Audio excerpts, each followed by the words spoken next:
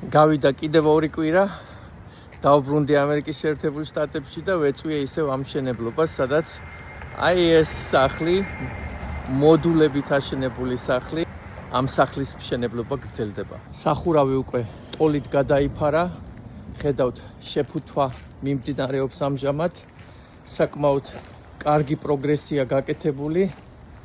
ეს სახლი აუცილებლად დამთავრდება ამ ზაფხულში. თქვენ კომენტარებში ბევრმა თქვით, რომ ახლა ტორნადო და ქარიშხალი წააქცევს ამ სახლს და საქართველოში ბევრად უფრო კარგად და ქვითკირით და მყარად შენდება. გასაგებია ეს ყველაფერი, ჩემო კარგებო, ვიცი რომ საქართველოში ყველაფერი უკეთესად კეთდება.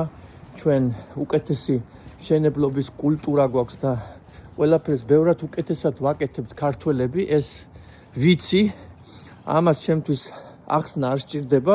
მე უბრალოდ თქვენ გაცნობთ რა ხდება ამერიკაში. მე საერთოდ არ ვადარებ საქართველოს ამერიკას. უბრალოდ ფიქრობ, რომ საინტერესოა გაგაცნოთ თუ როგორ ხდება აქ მშენებლობა, მეტი არაფერი. საერთოდ არავითარ შედარებას და პარალელებს არ ვავლებ ამერიკასა და საქართველოს შორის. აი რა კარგად მოაქვთ მასალები, რა კარგად არის დაწყობილი ყველაფერი, სუფთად, ლამაზად და რა კარგი მშენებლობის კულტურაა აქ.